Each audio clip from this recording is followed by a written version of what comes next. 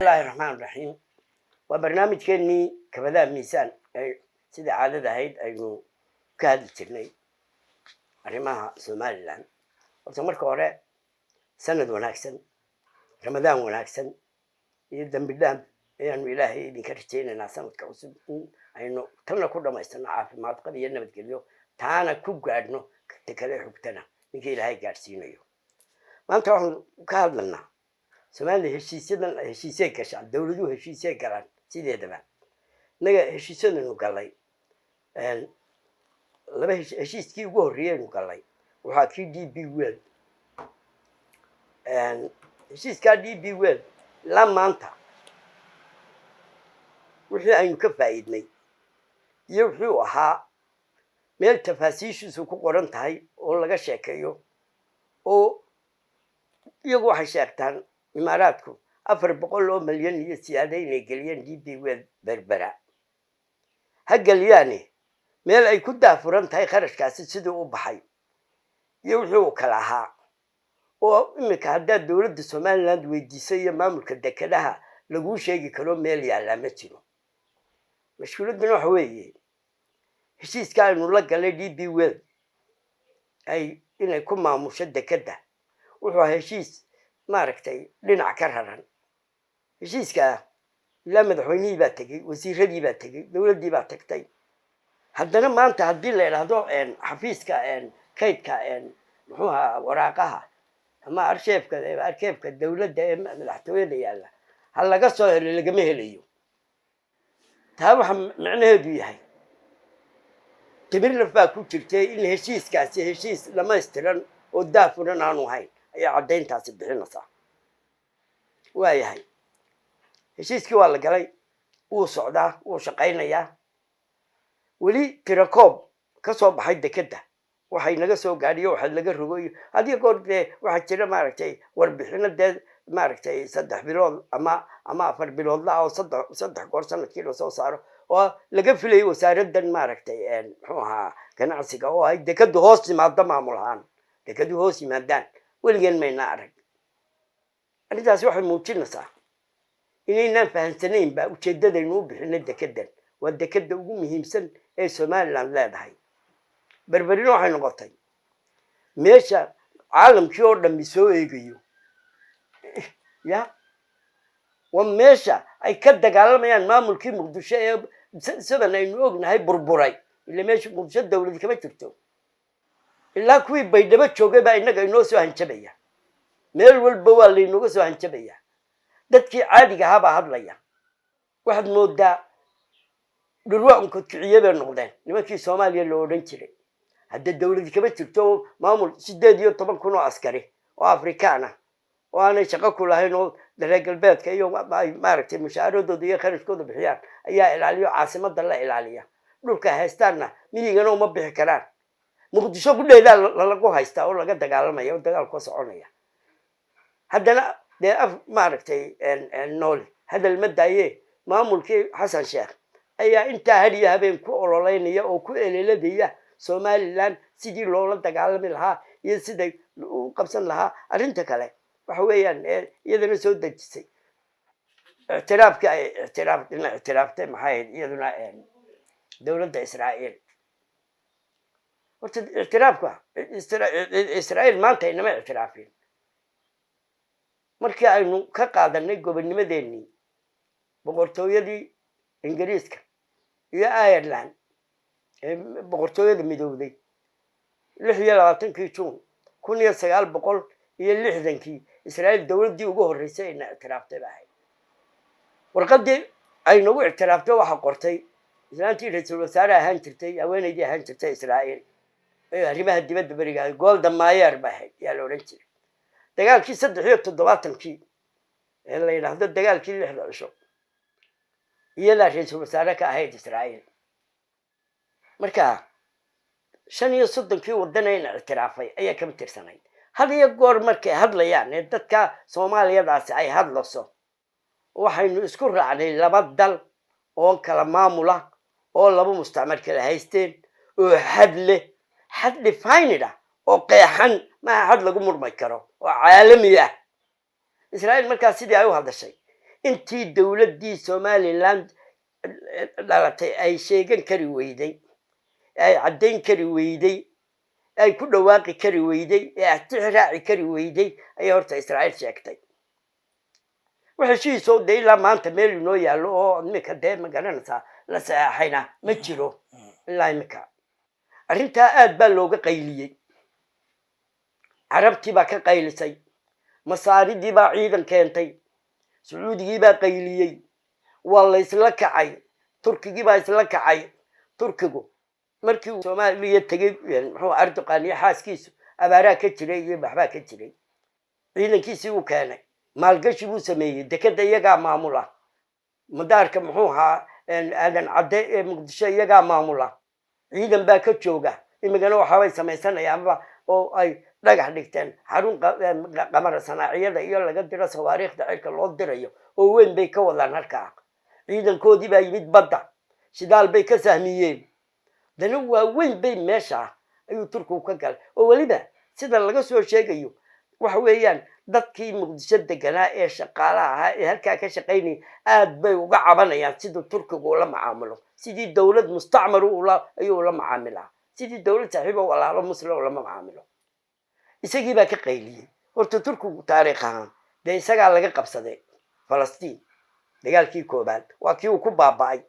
500 oo sanadood in ka badan buu laga maamulayay turkiga ummadda muslimka halkaa Yurub buu ka galay wadamadan balqaanka Balkaniska leeyahay iyo halkaa ka gaaray iyagoo fiyeena qabsanaya waa weerarkii ugu dambeeyay sultaan muxuu ahaa sultaankii beriga xukumayay oo ciidankii uu habaabanaya magaaladan fiyeena qabsanaya ayaa waxa dacwareer ku sameeyay dacwareer ku sameeyay boqorkii Poland ayaa ku sameeyay burburiyay halkaas horta ka bilaabtay dawladda in la jabiyo turku markay taa dhacday dagaalkii koobaad ciidanka Ingiriiska ka qabsaday Falastiin marka halka muslimku ka jabay laba meelood bahaydo turkiga oo dawladdiya oo 500 iyo siyaada sano soo shaqeynay oo Yurub inta hore u marasa gabay in ummadii muslimka hayd abaabulo oo eedda koobaad isaga yeelanaya wixii dawladdii muslimka hayd Cusmaaniyada burburiyay ee uu xoog weyneed adduunka iyo xoog weyneed marka ninkii nasiib darrada keenay inuu maanta annaga haddana halkan nooga tiriyo muslim noo sheegto horta waxa weeyaan waa arrin nasiib darra dawladda markaa dhalatay cilmaaniyada nin Kamaal Atatürk la yiraahdo ayaa dawladda aasaasay oo islaamnimada ka soo horjeeday oo gaalada raacay waa la jabiyay heshiisiyo waxa la galay waqtiga laga dhigay badan marmara halkan la yiraahdo badda madow laga galo waa tan Istanbul ku taala badda 100 sanadood sanadkii dhawaay 23 bay 100 sanadood dhamaadeen oo maamulku turku 100 sanadood baa laga haystay muddo waa la qabsaday yuhuud baa laga dhigay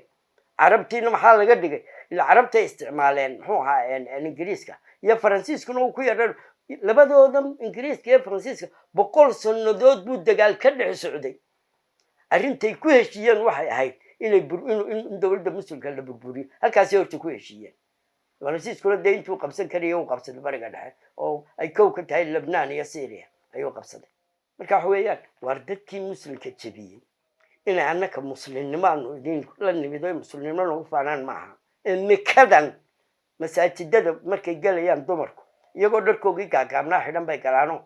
dabeetana cabaadii iyo wixii gudaha yaala ayay ku tukadaan markay baxayaan cabaadii bay halkii sudhaano sidaasay ku baxaan ninka islaamnimada baabiyay afkoogii bay qorteen carabigii waa la mamnuucay Erdogan iyo nimankii ka horeeyay Madiin Arbakan dadaal weyn bay u soo galeen waa run in gacanta ummadda turkiga ka baxdo nimankii calawiyiinta ahaa ee magaranaysa ee cilmaaniyiinta ahaa ee gaaladu samaysatay ay doonayeen reer galbeed way muslimadii way ka bixi kari waa run ilaahay baanu iyaga ku gargaaray hadday muslimada ka baxaan ila meel ma tahay naar bay noqon lahaayeen waxaanu leenahay turkigu annaka meel weyn buu naga dhacay annaka maamulka iyagii markaa jiray dawladdii madaxweyne muxuu ahaa Ahmed Maxamed Maxamuud ayaa joogay maamulka oo ahaa madaxweyne dastuuriga ahaa waa laga faa'iideystay turkigu tuu ka faa'iiday yaana u adeegayay waa gudoomiyaha muxuu ahaa xisbiga wadani hadda Xirsi Cali Xaaji Xasan iyo wasiirkii arrimaha dibadda oo isagu keenay Maxamed Cabdillaahi Cumar madaxweynihii baa la geeyey London horta intaan la geyn baarlamaankii baa laga ansixiyey in magaranaysa xayiraadii saarneed wada hadal aynu la gallo Soomaaliya la xaaraantinimeynayay baa xayiraadii laga qaaday oo la Turkigii baa ina jaacidaya heshiis baynu galanaa horumar layna siinayaa waa la seexiyey maca baarlamaanka inta markii la dhameeyay baa dabeetana la qabtay London ya Turkigu wuu ogaa wuu la socdaa ilaa nimankan baa la shaqeynayay in layna ictiraafayo wuu la socdaa oo waliba Afrikaan badan iyo wadamo badan oo isagu wata oo de Commonwealth-ka ku jiraan uu inoo waday James Hague buu ahaa halkii madaxweynaha la yiri heshiiskan ayuun ba xagga loo bedelo wasiirkii arrimaha dibadda weydinkii maqlayay wixii uu ku hadlayay labada nin ee madaxweynaha mu'aamaradeynayay faa'iideysanay dhabarka wadanka ka jabiyay waa labada nin midna imika wuxuu noqday wasiirka uu noqday muxuu ahaa Soomaaliya wakiilka u fadhiyay Nairobi hersino wuxuu filanayaa inuu madaxweynaha noqdo ku xiga ciro oo waa gudoomiyay xisbiga wadani markii uu wadani doorashada ku guuleystay ee laga kreeyay maamulkii iyo madaxweynihii Muuse Biixi Cabdi xisbigiisii kulmiye ay xamar ka soo butaaceen kuwii qaramada midoobay iyo safaaradii cidii is wadatay shir buu la galay safiirkii Turkigu xirsi iyo wuxuu la galay iyo Maxamuud Xaashi buu la galay sababta xataa timir lafaa ku jirta xisbiga maamulka haya ee xisbul muxaafidku isaga qudhiisa u baahan inuu baadhi sameeyo oo arrinkaa la baadho oo Somaliland ay baadho oo laga gungaadho arrimaha la baadhaya intaasun maaha sidii madaxweynaha loo geeyay meesha iyo sidii Maxamed Cabdullaahi Cumar ku yimid wasiirka arrimaha dibadda ku yimid ilaa waligii wadankan weyn qoladii ay isku sablaalaayeen buu hayo mayna aragbe waa arrimaha u baahan baadhista taasuna ma baahna waxa baadhis u baahan halkii la ascaanood ka dhacay ee maamulkii muxuu ahaa madaxweyne Muuse Biixi Cabdi wali arrinkaasi waa arrin taagan sidoo u dhacay maxaabisteeda halkii bay taagantay raggeeyii ciidanka ka tirsanaa inta kurka laga gooyay laabta loo saarayna halkii bay noo taagan tahay baadhis lagama gelin ta kale de wixii halkaa ka dhacay de muxuu ahaa wadanina qayb buu ka ahaa bururkii ciidanka oo iyaga iyo ciidanka buurta saareen muxuu ahaa wixii ka dhacay dari maraa ka dhacay de way noo muuqataa bagacaan libax ka dhacay sida qudhoodu Somaliland ilaa ay wax walba baadho oo si cilmiyo loo baadho waxaan isuursanaya ishaasay noo yeeleen oo lama xisaabtamo dhaqaale lama xisaabtamo waligeed tuug lama qaban maamul lama xisaabtamino maamulkii madaxweyne Muuse Biixi Cabdi isaga u weynaa iyo taliskiisii ciidanku wixii halkaa ka dhacay iyaga ka mas'uul ahay maalin qura lama soo bandhigin lama sheegin ummadda kama yahay maan dhaweyd madaxweyne wuxuu ka hadlay Muuse Biixi heshiiskii uu maaragtay laynagu ictiraafay ayuu wareysan uu lahaa madaxweynuhu ummadda ha u soo bandhigo isagoo heshiis uu la galay muxuu ahaa kii ahaa hay'adaha MOU Ethiopia uu la galay ha u yaala inkastoo meelaha qaarkood dee muro ku xiriyo 20 kilomitir baan isagoo u dhiisa kala hadlay madaxweynuhu oo maaragtay kala hadlay markaad markaynu heshiis galno waa la yaqaan sida heshiiska loo galay heshiiska marka si tafatino loo galo ee la tashado ee dadka aqoonta leh iyo arrin iyo aqoon iyo sharci yaqaan ee wadankaasi uu leeyahay ay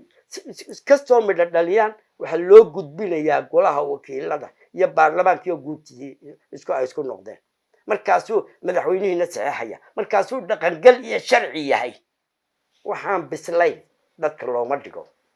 heshiisaynu la galay Israa'iil deemanka nooba muuqato wali waxa heshiisaynu galay ma jiro laakiin way aqoonsadeen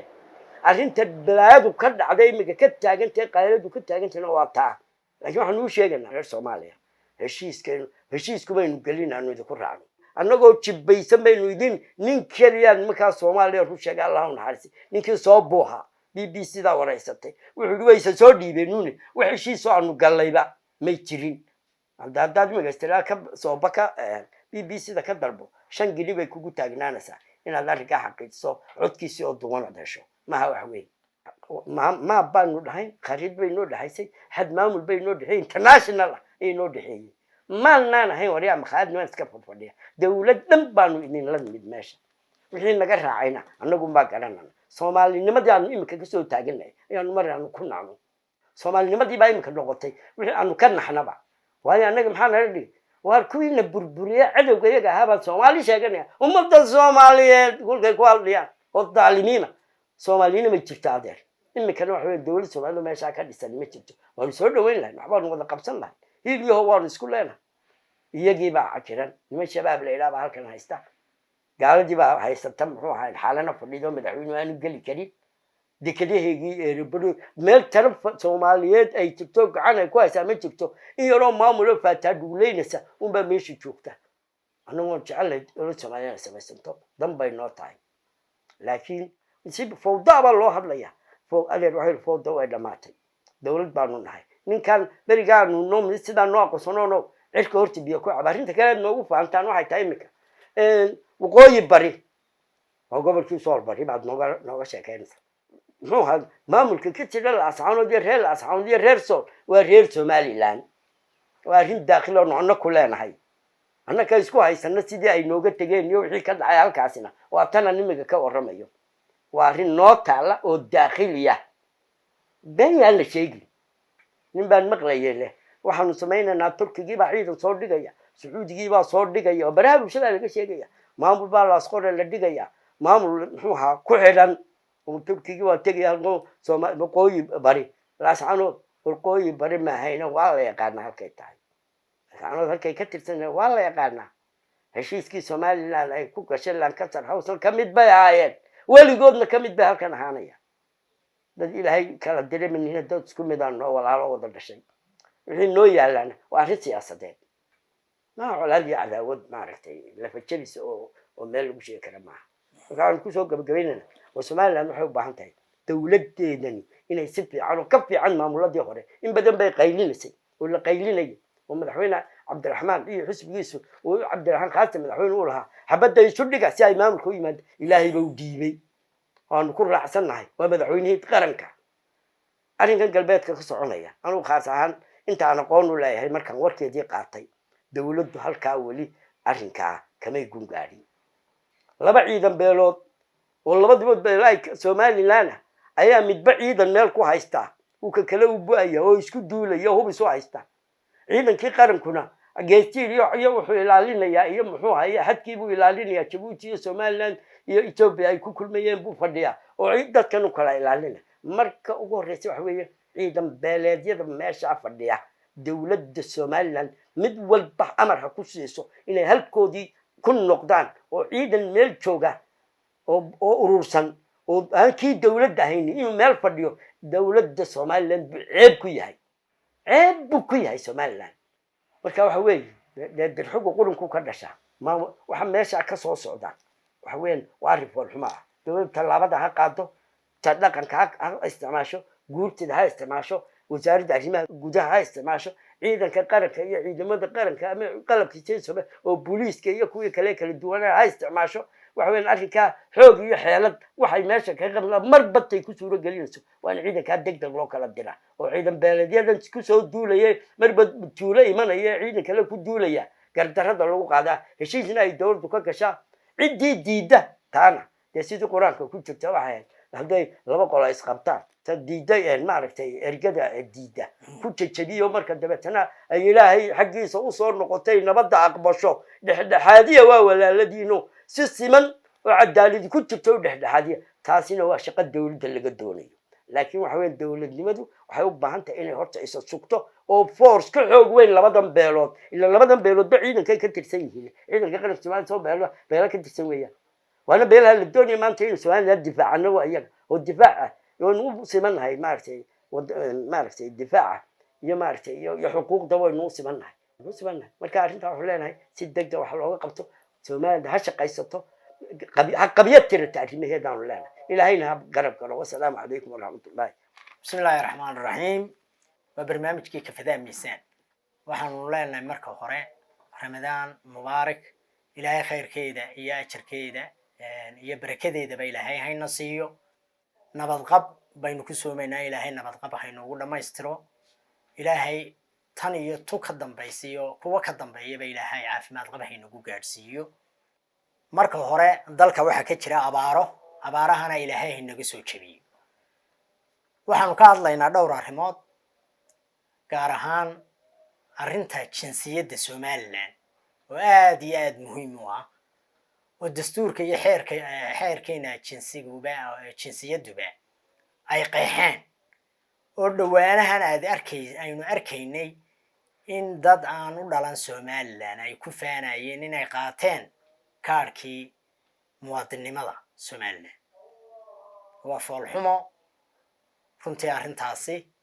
waa arrin xukuumadda u taalla xeerka jinsiyadda somalilanna wuxuu sheegay dadkii deganaa 26 juun 1960 in wixii ka horreeyey inay somalilander yihiin way qeexan tahay meeshuu doonaba markaa ha ku dhasho waa 26 juun 1960 wixii ka horreeyey ciddii ku dhaqnayd ee ku noolayd ayuunbaa somalilander loo aqoonsan yahay hadduu hindi ahaa hadduu carab ahaa hadduu reer soomaaliya ahaa hadduu etoobiyaan ahaa iyo inta somalilan gudaheeda ku jirtaba deegaan ahaan hadday yihiin intaasuu u aqoonsan yahay somalilandnimadu halkaas ayay ka bilaabantaa waana arrin qeexan oon madmadow lahayn hase yeeshee maalmihii ugu dambeysay way muuqatay in madmadow la gelinayo oo dadka qaar ay ku doodayaan inay kaarhkii doonayaan iyagoon somalilan u dhalan qabiil kalena sheeganaya deegaan kalena ka soo jeeda hase yeeshee af soomaali ku hadlaya af soomaali inaad ku hadashaa maaha jinsiyadda laguma qaato jinsiyadda somalilan waa sida aan soo sheego oo arrin qeexan weeyaan xukuumadday arrintaasi u taallaa arrintaasi waxay ka dhalata markii si adag xukuumaddu u tidhi qof kasta waxa laga rabaa kaadhkiisii muwaadinnimo haddii uu safar gelayo iyo hadduu xafiisyada dowladdaba gelayo iyo hadduu adeeg kalaba qabsanayo in uu la soo baxo kaadhkiisa halkaa ayay ka dhalatay in dad badani iska waayaan oo somalilan ka dhex shaqaysanayo oo iskaga dhex noolaa inaanay muwaadiniin reer somalilan ahayn waana arrin ay ku saxantay dowladdu marka hore ku dhawaaqista ay ku dhawaaqday in kaadhka la isticmaalo hase yeeshee dabaca dambe waa arrin aad iyo aad u foolxun inay siiso dad aan u dhalanba somalilan kaadharhkii oo suldaana ay siiso oo heer saldanadii ay gasho oo ay cuqaal siiso oo lagu doodo annagana na siiya somalilan baanu joognaayey waxay ahayd dadka aan u dhalan iyadoon la eryeyn iyadoon la diideyn wixii ay ku joogaan iyadoon la cunsuriyadeynayn wixii ay ku joogaanee fiise ah inay qaataan oo deganaansho qaataan dalkana fiise kusoo galaan inta hore u joogtayna immigrationka ugu furan inay ka qaataan deganaanshaha ay ku joogaan hadday yihiin soomaalida etoobiya hadday etoobiyaanka kale yihiin hadday reer soomaaliya ay yihiin oo dalkan aynu deriska nahay soomaaliya ay yihiin hadday ganacsi ku haystaan liisankiina waa laga rabaa joogitaankiina waa laga rabaa arrintaasi way qeexantahay xukuumaddu dub ha isugu noqoto oo arrintaa ayaanay biyo dhicinin ID kaarhka somalilan oo si wanaagsan u socday intii hore oo dhan taasi halkaasaan kaga baxayaa qodobka labaad ee aan ka hadlayaa waxa weeye arrintan turkiga oo aad looga hadlay oo nin kastoo somalilan u damqanaya uu ka hadlay oo maalmihii ugu dambeysay dagaal inagulaba jira madaxweynihii turkigu meel walba uu ka leeyahay somalilan wax la yidhaaha ma jirto haddaan nala aqoonsan xataa annaga is aqoonsannay inuu taa ogaado ayaa ka muhiimsan halka uu iminka ku meeraysanayo horana dalkani dal jiraba wuu ahaa iminkana wuu jiraa waanu jiri doonaa waxaase la yaab leh isagoo dagaalka intaa leeg inagu soo qaaday ee diblomaasiyadeed oo kaxabadda ka daran in xafiiskii turkiga uu weli ka furan yahay magaalada hargeysa bartankeeda oo uu calankii sugan yahay xukuumadda waxaanu leenahay ummadda u soo bandhiga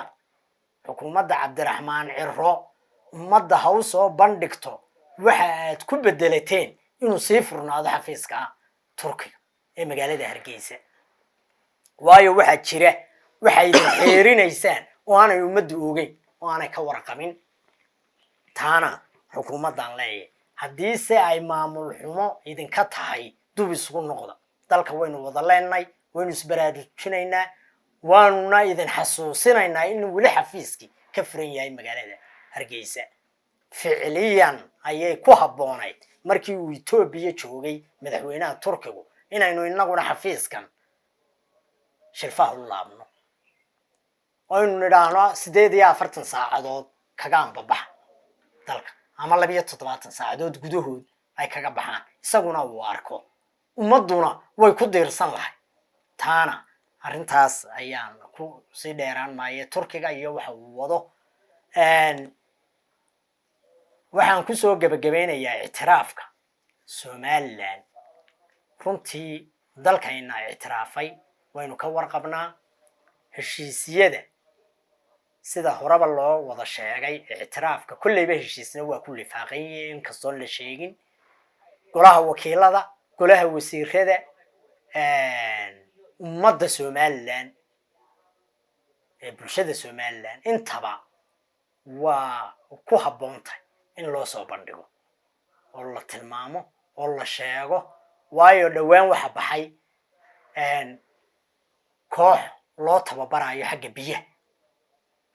injineero biyaha fiilka biyaha ku jira heshiisyada ka mid ah heshiisyada jira ayay ka mid ah heshiiskuna marka hore cid walba in loo soo bandhigaba maahe waa in golaha wasiirada la soo hordhigaa kadibna golaha wakiilada iyo guurtida oo isku dhan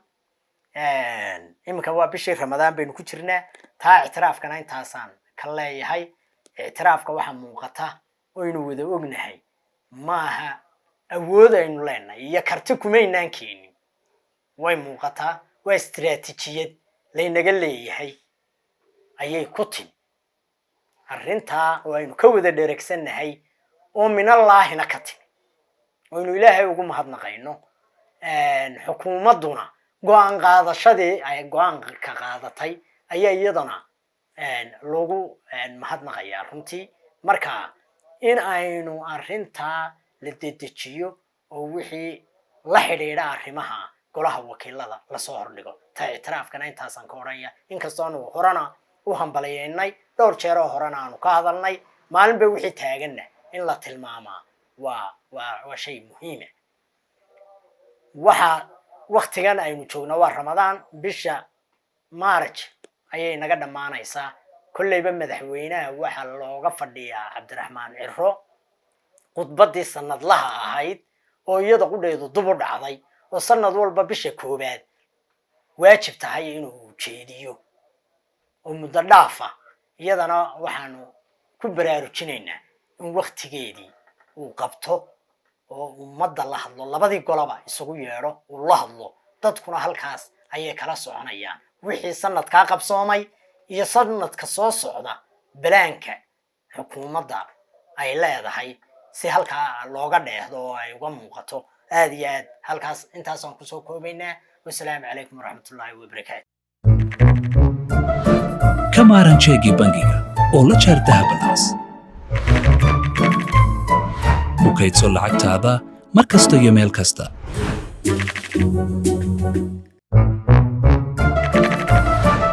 ku dhex isticmaal adeegyada Somtel iyo iDahab ku xidha akoonkaaga bangiga oo ka dhex maamulo lacagtaada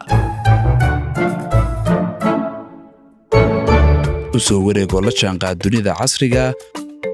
oo ku maamulo abka dahabalaas nolol maalmeedkaaga maaliyadeed hadda kala soo deg App Store iyo Play Store abka dahabalaas